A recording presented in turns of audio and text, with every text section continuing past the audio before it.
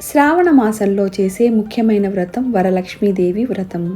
ఈ పూజని పవిత్రమైన, నిశ్చలమైన శ్రద్ధ, భక్తి భావనతో చేయాలి.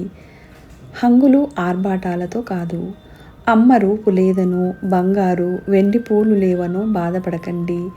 భక్తితో దళాన్ని సమర్పించిన అమ్మ స్వీకరిస్తుంది. ఈ వ్రతాన్ని చేయడానికి ఆనవాయితీ ఉంటేనే మనం చేసుకోవాలా, లేకుంటే చేసుకోకూడదా అనే డౌట్స్ని కూడా పెట్టుకోకండి. ఈ వ్రతాన్ని ఎవరైనా చేసుకోవచ్చు. మరి ఈ వ్రతానికి కావలసిన పూజా సామాగ్రిని మనం ముందుగానే ఏమేం సమకూర్చుకోవాలో ఈ వీడియోలో చూసేయండి. ముందుగా మనము కలశం పైన పెట్టడం కోసమని ఒక బ్లౌజ్ పీస్ను తీసుకొని ఇలా త్రికోణాకారంలో చక్కగా ఫోల్డ్ చేసుకోవాలి. చివర్లను ఇలా మనము లోపలికి మడుచుకొని లోపల సైడ్కి మనము పిన్ చేసుకోవాలి. ఇలా త్రికోణాకారంలో ఫోల్డ్ చేయడం వల్ల ఇది కలశం పైన సరిగ్గా సెట్ అవుతుంది. చివర్లు బయటికి రాకుండా ఇలా పిన్ చేయండి. ఇంకా పూజ చేయడం కోసము లక్ష్మీదేవి అమ్మవారి పటాన్ని కానీ, వెంకటేశ్వర స్వామి సహిత లక్ష్మీదేవి అమ్మవారి పటాన్ని కానీ పెట్టుకోవాలి. ఇంకా కలశం పెట్టడానికి ఒక ప్లేటులో బియ్యాన్ని పోసి పెట్టండి. అలాగే కలశంలో నిండుగా బియ్యాన్ని పోసుకొని పెట్టుకోవాలి. ఇంకా దీనిలోకి ఒక కాయిన్ని, వక్కను వేసుకోవాలి. చాలామంది కలశంలో నీళ్లను వేస్తారు. ఇంట్లో ధనధాన్యాలు సమృద్ధిగా ఉండాలని కలశంలో బియ్యాన్ని, కాయిన్ని వేశాను. అలాగే కలశం పైన పెట్టుకోవడం కోసము ఒక కొబ్బరికాయ, పూజ పూర్తయిన తర్వాత కొట్టడం కోసము ఒక కొబ్బరికాయను పెట్టుకోండి. ఇంకా అగరబత్తులు పెట్టడానికి స్టాండ్ని, అలాగే హారతి స్టాండ్ని, ఇంకా అగరబత్తులను పెట్టుకోండి. ఇంకా గంటని కూడా పెట్టుకోవాలి. ఇంకా దేవుడి ముందు వెలిగించడం కోసము 2 దీపపు కుందులను పెట్టుకోండి. పండగలప్పుడు మనము దీపపు కుందులను పెద్దవి వాడాలి. వీటిని వెలిగించడం వల్ల ఇవి సాయంత్రం వరకు కూడా మనకు దీపాలు చక్కగా వెలుగుతూ ఉంటాయి. ఇంకా మనము కంకణాల దారాన్ని, అలాగే గిన్నె నిండుగా పసుపును, మరొక గిన్నె నిండుగా కుంకుమను పోసుకొని పెట్టుకోవాలి. అలాగే గంధాన్ని కూడా పోసుకొని పెట్టుకోవాలి. ఇంకా దీపం వెలిగించడం కోసము ఆవు నెయ్యిని కానీ, దీపం నూనెను కానీ వాడండి. అలాగే ఆచమన పాత్రను కూడా పెట్టుకోవాలి. ఇంకా మనము గౌరమ్మను చేసి పెట్టుకోవడం కోసము ఒక ఎండు కొబ్బరికాయను పెట్టుకోవాలి. అలాగే హారతి కర్పూరం బిళ్ళలను, తర్వాత ఒత్తులను, అలాగే వస్త్రాన్ని కూడా సిద్ధం చేసుకోవాలి. ఇంకా మనము తమలపాకులను కూడా పెట్టుకోవాలి. ఇంకా మనము సాంబ్రాణిని కూడా సిద్ధం చేసుకోవాలి. అలాగే పసుపు కొమ్ములు, వక్కలు, కాయిన్స్ను కూడా ఒక గిన్నెలో పోసుకొని పెట్టుకోండి. పూజ అయిన తర్వాత హారతి ఇవ్వడం కోసము ఒక మంగళ హారతిని కూడా సిద్ధం చేసుకొని పెట్టుకోవాలి. మంగళ హారతిలో కంపల్సరిగా కుంకుమ బరినను పెట్టండి.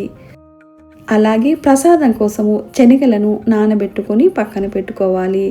వాయనం ఇవ్వడం కోసము పసుపు, కుంకుమ, వక్క ప్యాకెట్లను ఇలా సిద్ధం చేసుకోవాలి. అలాగే 2 రకాల పండ్లను కూడా పెట్టుకోండి. ఇంకా తాంబూలం ఇవ్వడం కోసము అరటి పండ్లను కూడా పెట్టుకోవాలి. ఇంకా జవ్వాదును, తర్వాత పచ్చకర్పూరాన్ని పెట్టుకోవాలి. ఇవి అమ్మవారికి ఎంతో ప్రీతికరమైన సుగంధ ద్రవ్యాలు. వీటిని మనము పూజ చేసేటప్పుడు కుందులలో వేసుకోవాలి. ఇప్పుడు మనము ఈ పటాన్ని నీట్గా తుడుచుకొని అలంకరణ చేసుకోవాలి.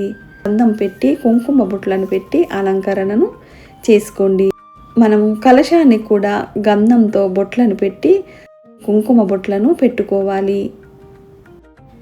ఇలా మనము అన్నీ ముందుగానే సిద్ధం చేసుకుంటే పూజను ప్రశాంతంగా చేసుకోవచ్చు. ఇంకా మనము కలశానికి కట్టడం కోసము, ఇంకా ముత్తైదువులకు కట్టడం కోసము కంకణాలను రెడీ చేసుకొని పెట్టుకోవాలి.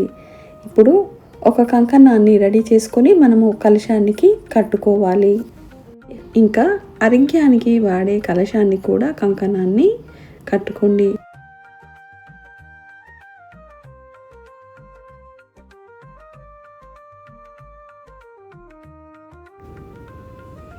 కనుముకు గంధంతో తిలకాన్ని దిద్ది బొట్టుతో అలంకరణ చేయాలి. గౌరీదేవిని పెట్టుకోవడం కోసము మనము ఒక ప్లేటును పెట్టుకోవాలి. దానిపైన తమలపాకులను పెట్టుకొని కుడకను పెట్టుకొని మనము పసుపుతో తయారు చేసుకున్న గౌరమ్మను దానిలో పెట్టుకోవాలి. ఇంకా దీపాల్లో ఆయిల్ వేసుకొని రెడీగా పెట్టుకోండి. అలాగే మంగళారతిలో కూడా ఆయిల్ వేసుకొని రెడీగా పెట్టుకోండి. కర్పూరం బిళ్ళలను వేసుకొని హారతిని రెడీగా పెట్టుకోండి. పూజా సామాగ్రిని అంతా కూడా మనకు అందుబాటులో ఉండేలాగా నీటుగా సెట్ చేసుకోండి.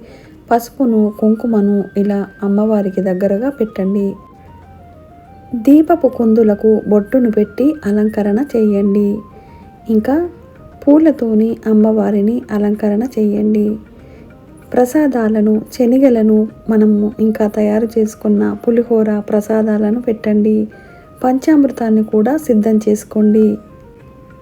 పూలతో అమ్మవారిని అలంకరణ చేయండి. ఇంకా గౌరీదేవిని చేసుకొని కుడకలో పెట్టండి. చక్కటి విధి విధానాలతో ఉన్న లక్ష్మీదేవి వ్రత మహత్యపు బుక్కును చదువుతూ పూజను చేయండి. ప్రసాదాలను పెట్టండి. హారతులను ఇవ్వండి. ఘంటానాదమును చేయండి. వీలైతే లక్ష్మీదేవి అష్టోత్తరం కానీ, శ్రీదేవి ఖడ్గమాలను కానీ, లలితా సహస్రనామాలను కానీ చదవండి. పూలతో నిండుగా అమ్మవారికి అలంకరణ చేయండి. చివరిలో అమ్మవారికి వాయనం ఇవ్వండి. కాళ్ళకు పసుపు పెట్టుకొని నిండుగా గాజులు వేసుకోండి. వచ్చిన ముత్తైదువులందరికీ కూడా కాళ్ళకి పసుపు పెట్టి పసుపు బొట్టు పెట్టి వాయనము ఇవ్వండి.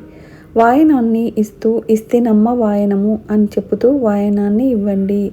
వారు మళ్ళీ తిరిగి పుచ్చుకుంటినమ్మ వాయనమని అనాలని చెప్పండి.